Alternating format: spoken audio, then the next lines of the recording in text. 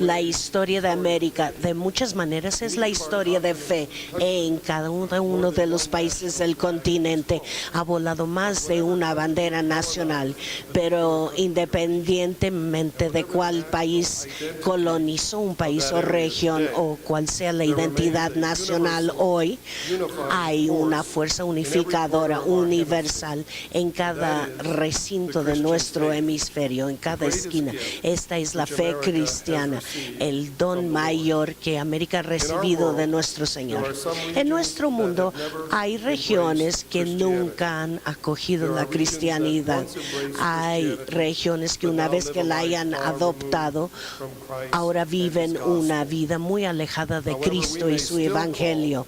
Pero aún así podemos llamar a América hoy al continente cristiano, o cuando menos un continente que sigue conformado por su identidad cristiana. La identidad cristiana ha impreso en los católicos un hemisferio que tiene una unidad que trasciende idioma nacional, identidad, etnicidad y raza. En Iglesia en América, el beato Juan Pablo II dijo, la decisión de hablar de América en el singular fue el intento por expresar no solo la unidad que de alguna forma todavía existe, pero a señalar esa unión más estrecha que los pueblos del continente buscan y que la Iglesia quiere fomentar como parte de su propia misión. En Familiares Consorcio, el beato Juan Pablo II desafió a las familias cristianas cuando dijo, familia, sé lo que eres. Hoy debemos hacer eco a estas palabras en nuestra consideración del futuro de la familia de naciones que comprenden nuestro hemisferio. América, conviértete en lo que eres. Muchas cosas han conformado la identidad unificada de América, desde el trabajo incansable de misioneros hasta las luchas de migrantes católicos. Todos dejaron su marca indeleble, pero hay algo todavía más. La conversión de nuestro hemisferio fue singular y, a diferencia de muchos países europeos que se volvieron católicos cuando se convirtió el monarca y luego sus súbditos hicieron lo mismo, América fue convertida por un milagro, por la aparición de Nuestra Dama de Guadalupe. Ella intervino en la historia y atrajo a millones a su conversión. Su llamado fue universal y su mensaje fue entregado no por un rey ni por un misionero, sino por un laico, un indígena americano que no tenía ni rango social elevado ni estatus eclesiástico. Hoy día, el presente y el futuro de nuestra iglesia se parece mucho a México en 1531. Philip Jenkins dice persuasivamente en su libro La próxima cristianidad. Si queremos visualizar a un cristiano contemporáneo típico, deberíamos pensar en una mujer que vive en un pueblo de Nigeria o en una favela brasileña. Y sigue diciendo, al año 2050, solamente una quinta parte de los 3.000 millones de cristianos del mundo serán blancos no hispanos. Pronto, la frase, el cristiano blanco, va a ser como un oxímoron muy curioso, muy parecido a un budista sueco. Y luego su observación más importante. La era de la cristianidad occidental ya ha pasado y la era de la cristianidad sureña está en sus albores. Hay mucha evidencia para apoyar esta conclusión, pero la indicación más impresionante fue la elección este año de un papa que proviene de este continente y del parte sureño sureño del continente. Si una nueva era de cristianidad sureña está en sus inicios, podemos ver la exhortación apostolística, Iglesia en América, la canonización a San Juan Diego y también la designación de Juan Pablo II como Nuestra Señora de Guadalupe, como estrella de la nueva evangelización, como momentos clave en la preparación de la Iglesia para esta gran transición. En su visita en 1980 a las favelas de Río, el beato Juan Pablo II dijo: la Iglesia en todo el mundo quiere ser la Iglesia de los pobres. Debido a Nuestra Señora de Guadalupe, la Iglesia de América siempre ha sido desde sus inicios una Iglesia de los pobres. Y el papel de San Juan Diego no fue singular solo como modelo para la evangelización de nuestro continente, sino un modelo ejemplar hoy para la nueva evangelización. En América fue un laico que fue crucial a la conversión de nuestro continente. Sabemos que los millones que se convirtieron a catolicismo en lo que había sido el imperio azteca, pero en términos cualitativos y cuantitativos, el efecto de ella fue mayor todavía al evangelizar lo que es el norte de México, el área de Baja California. El misionero jesuita, el padre Quino, llevó su imagen con mucho efecto, y las misiones californianas que fueron encabezados por el beato Junípero Serra fueron testamento a su influencia en el norte y en el sur. La iglesia de San Ignacio en Buenos Aires, uno ve la pintura de la evangelización de Argentina con los jesuitas que llevan en sus manos la imagen de Nuestra Señora de Guadalupe. De Alaska, Argentina, se conoce y se venera su imagen porque ella ha trascendido fronteras, idiomas y culturas. Nos anuncia el camino a la comunión y cooperación para los católicos en todo el hemisferio. Después de la lucha de civilizaciones que se dio aquí, en donde los ejércitos españoles y aztecas se pelearon, la conversión en América no fue cosa fácil, como dijo Chávez ayer, y sabemos que los misioneros trabajaron con poco éxito, y también los líderes corruptos seculares lucharon contra su propia iglesia en su deseo de proteger a los indígenas de la explotación. Hay muchos eventos en el evento guadalupano que crearon este cambio ayer. El hecho de que apareció como perfectamente inculturada, como decía el beato Juan Pablo II, y pudo entonces trascender perfectamente los específicos de la lucha cultural en el tiempo y momento en que apareció. Y también una clave a este cambio importante que produjo fue su mensaje de amor, reconciliación y también perdón, tanto en las palabras que le dijo a Juan Diego y en el simbolismo que dejó dentro de su imagen. Y el resultado fue histórico, la conversión masiva de millones. Hoy Nuestra Señora de Guadalupe es de manera singular la madre y la herencia de todo católico. Y así millones han podido encontrar al Señor. Nuevas naciones resurgieron de lo que era la Nueva España, Nueva Francia, Nueva Inglaterra, pero nuestra Dama de Guadalupe en su manera muy especial es Mater Ecclesiae para nuestro hemisferio. Entonces, si María es Mater Ecclesiae, entonces ¿cómo debemos entender a Nuestra Señora de Guadalupe como Mater Ecclesiae en América? Podría ser que el mayor milagro de Nuestra Señora de Guadalupe aún no se registraba en la historia. Podría ser que el milagro nos espera en una nueva y mejor evangelización de la cristianidad sureña.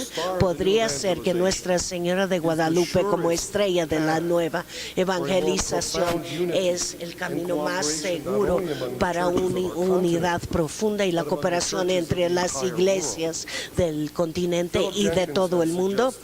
Philip Jenkins dice que el 12 de diciembre 2031 indudablemente se va a conmemorar con una gran celebración de identidad católica, tanto mexicana y chicana, tanto en ambos lados del Río Grande.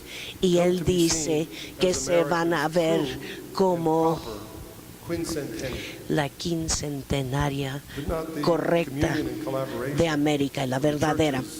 No podría ser que la colaboración y comunión de las iglesias del continente se puedan avanzar si los obispos del hemisferio fueran a preparar desde ahora ese gran evento de evangelización mariana.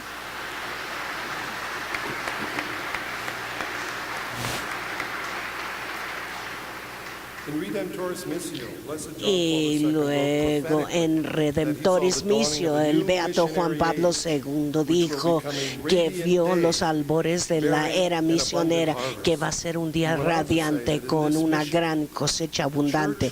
Y siguió diciendo: la iglesia viaja por el tiempo hacia el consumar los tiempos y para conocer al Señor. En este camino, dijo, la iglesia sigue por el camino que ya caminó la Virgen María.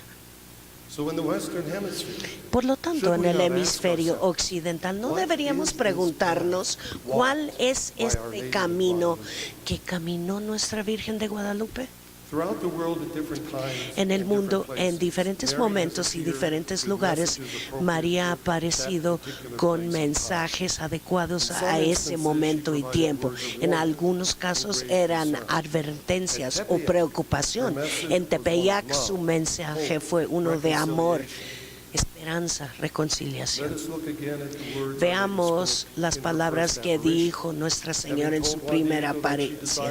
Ella dijo que quería que se hiciera una casita aquí en esta colina, porque yo estoy honrada a ser tu madre, y la tuya y la de toda la gente que vive junta en este pueblo, y tuyo y todos los esterpes del hombre, los que me aman, los que me imploran, los que me buscan y confían en mí, porque aquí en mi casita santa yo voy a escuchar su llanto, su dolor, para poder ayudar a curar todos sus problemas y miserias y dolores. En otras palabras, presentó esperanza a una tierra que fue sufriendo con guerra y confrontación cultural, una tierra habitada por algunos cristianos que se habían alejado del evangelio, en un lugar en donde la atmósfera estaba envenenada, en donde no había sido efectiva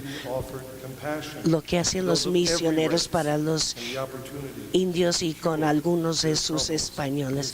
Ella ofreció compasión para toda raza, y unos días después reafirmó este mensaje a Juan Diego en respuesta a sus temores con la enfermedad de su tío. Dijo: no temes ni esta enfermedad ni cualquier otra. No estoy yo aquí, que es yo que soy la que tiene honor de ser tu madre. No estás en mi protección. No soy yo la fuente de tu júbilo.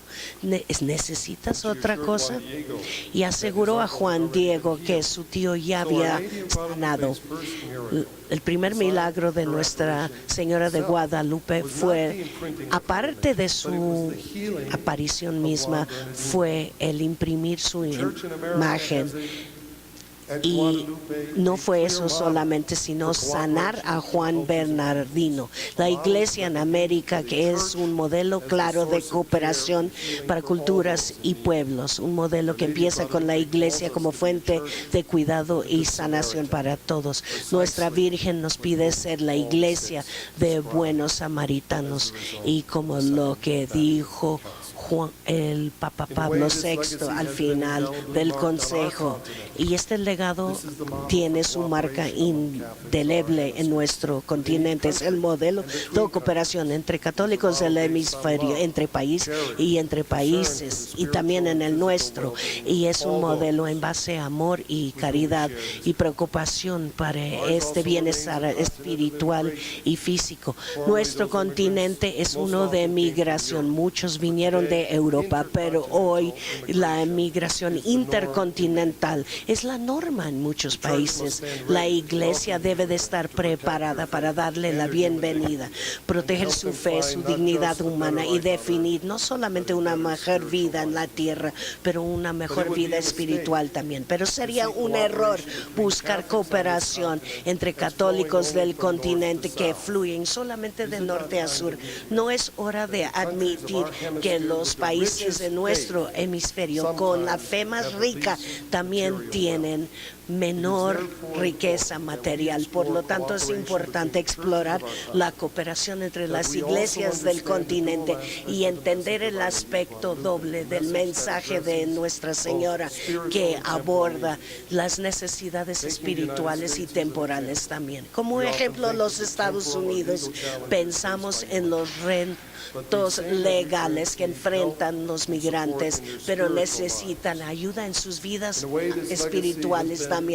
Este legado indeleblemente ha sido marcada y hay la necesidad de evangelización y de catequesis, pero también lo debemos ver en la esperanza de los migrantes, una fuente de nueva evangelización. Siempre como ha sido cierto en este continente, los migrantes traen una fe fuerte y vibran, y es algo que se debe de fomentar y alentar entre otros católicos. La cooperación debe de ser doble. No tenemos que ser paternalistas, sino intercambiar dones, y especialmente el don de ser. Después del terremoto en Haití, los caballeros de Colón llevaron sillas de ruedas y también extremidades de prótesis para aquellos que los habían perdido. Y ahí el significado auténtico fue algo que yo sentí de manera vibrante, persona tras persona. Todos con incapacidades hablaron de su gratitud, no solo por la ayuda que recibían, sino por la gratitud que tenían ante Dios de aún estar vivos. Me impresionó mucho una mujer joven cuya toda familia había muerto en este terremoto en Haití, y ahora amputaron sus piernas. ¿Cómo sería su futuro en Haití? Sola, discapacitada, solo me lo puedo imaginar. Pero ella tenía gratitud, júbilo, felicidad y también una fortaleza espiritual muy profunda. Al conocer a personas como esta, nosotros que viajamos de Estados Unidos recibimos un gran don. Recibimos más que la gratitud a cambio por la ayuda que dimos. Recibimos un testigo de lo que es la caridad, y recibimos de ellos el testigo de fe, de esperanza. En Redemptoris Missio, Juan Pablo II nos dijo: un verdadero misionero es una persona de caridad, es la señal del amor de Dios en el mundo. Sería un gran error esperar que esta señal solo vendría de los ricos. De hecho, como in Redemptoris dijo, no es suficiente ver las técnicas pastorales o tener recursos o ver los cimientos bíblicos de nuestra fe. Lo que se necesita es el aliento de nuevo ardor de santidad entre misioneros y en toda la comunidad cristiana. Como dijo el beato Juan Pablo II en Eclesia en América, la Iglesia tiene la obligación de tener mayor unión espiritual entre los pueblos de este continente y también por la misión que es de la Iglesia de inspirar en la gente este espíritu de solidaridad. Cuando expresamos Eclesia en América el año pasado, notamos que este documento era fundamental para implementar la evangelización, y unos meses después un cardenal de esta iglesia fue elegido papa. Si vemos la premisa del beato Juan Pablo II, que la Virgen de Guadalupe es la estrella de la nueva evangelización, y entendemos su influencia en esta evangelización, incluyendo Argentina, no será sorpresa ver en el enfoque de su santidad un reflejo del mensaje de Nuestra Señora de Guadalupe. Ella habló de sanar los dolores y el sufrimiento del pueblo de este continente, y él dijo: veo a la iglesia como un hospital de campo después de una batalla. A lo mejor algunos recibieron balazos después de llevar esta imagen. No tenía que haber sido. Si hubieran consultado las páginas de Iglesia, de ver los retos de globalización, evangelización, urbanización, desintegración de la familia y también el narcotráfico. Si hablamos de solo algunas amenazas que enfrenta la humanidad, como dijo Philip Jenkins, como citó a Juan Mbiti, el centro de la universalidad de la Iglesia no son las grandes ciudades, sino Kinshasa, Buenos Aires, Addis Abeba y también Manila. Cuando vemos a alguien en Buenos Aires subir al papado, vemos a más y más gente viendo hacia el nuevo mundo, y al ver el nuevo mundo en Iglesia en América, el mundo pide una presentación perfectamente inculturada del Evangelio que no tiene solo influencias europeas. En otras palabras, el mundo hoy busca el mensaje y modelo de evangelización de Nuestra Señora de Guadalupe. Como Nuestra Señora, el Papa Francisco entiende una iglesia del pobre, y la cristianidad sureña es el futuro de nuestra iglesia, y también entiende el modelo enculturado que está naciendo aquí en América gracias a Nuestra Señora de Guadalupe.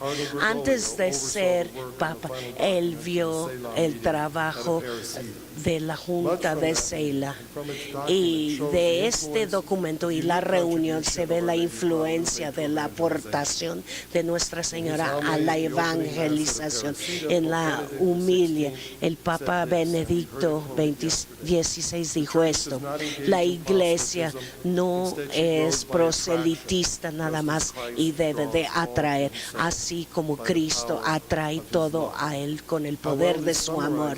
Pero esto resume el método y mensaje de Nuestra Señora, y lo hace tan bien.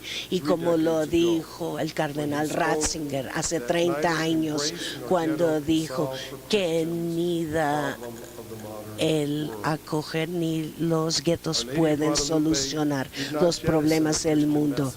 La señora no fue la que solo impulsó el mensaje en los excesos de la civilización azteca ni colonias españolas.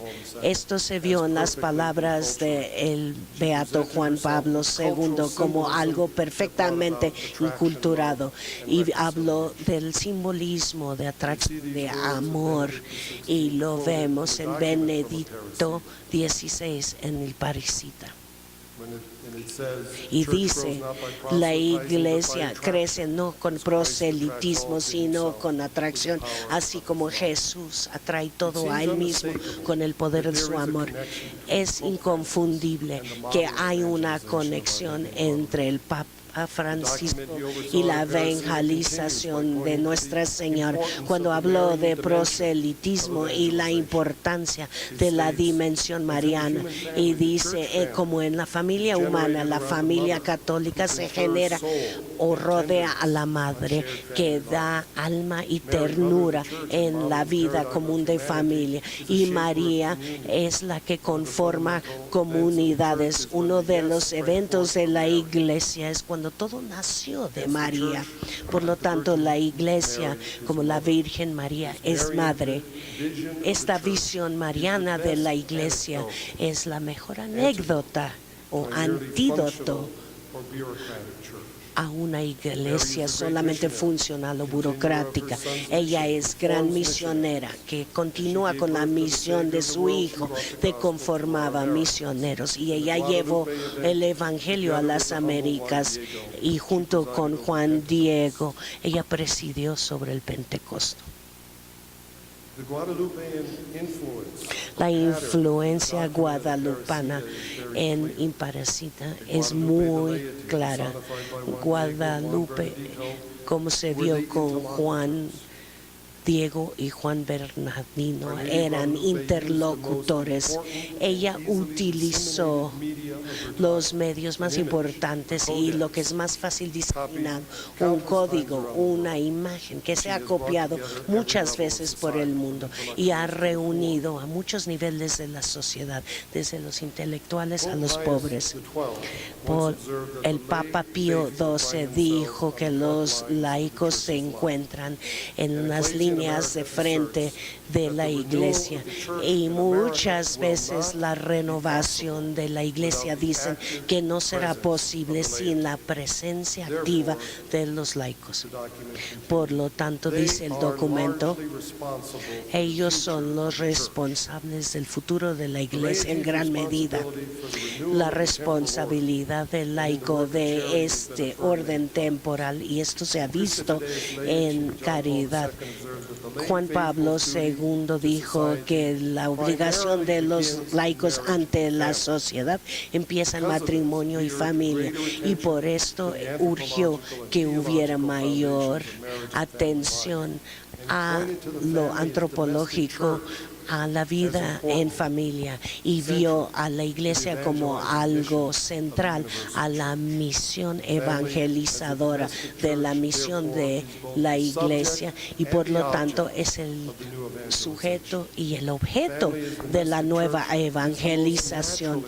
Es la institución más natural por lo cual los laicos pueden responder a tener testimonio ante Cristo con la nueva vida que han recibido, pero esto va a necesitar una nueva y auténtica evangelización de matrimonio y familia, más sistemático de lo que se haya visto nunca en nuestro hemisferio.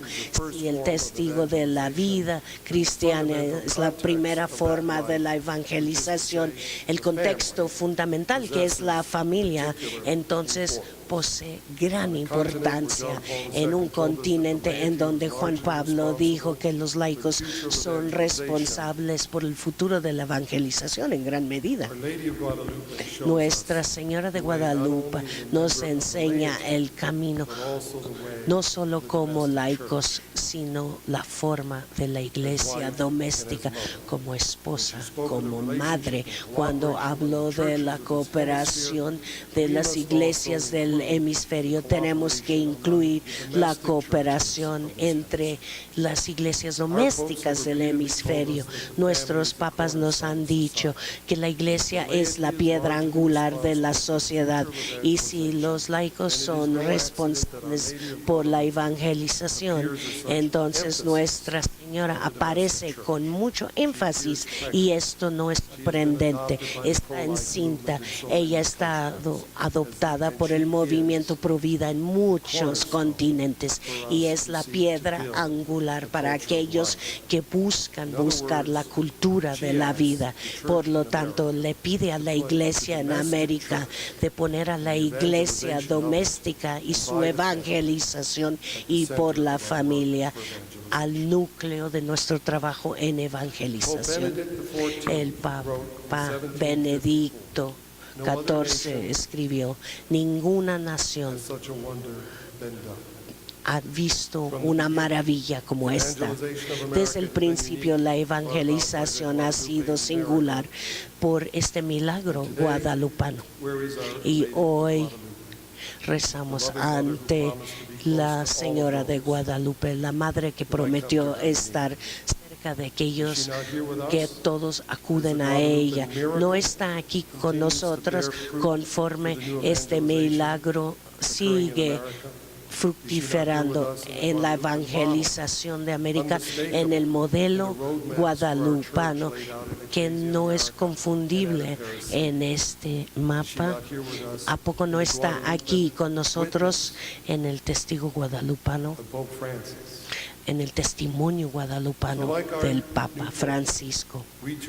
Nosotros tenemos que tener nuestro testimonio y construir una iglesia como refugio, un hospital de campo en donde todos son bienvenidos, y la medicina de la caridad que evangeliza, mas no crea componendas en la verdad, sino que crea un camino de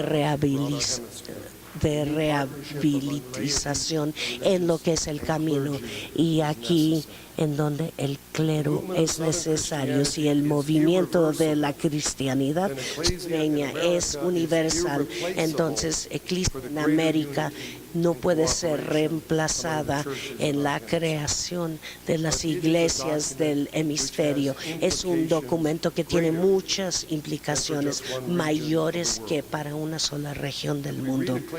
Si leemos Eclesia en América a la luz del legado y el mensaje de Nuestra Señora, podemos decir una vez más: para ningún otro continente se ha visto tal maravilla. Pero en solidaridad con su santidad debemos decir: no solo fue para este continente que esta maravilla se dio. Muchísimas gracias.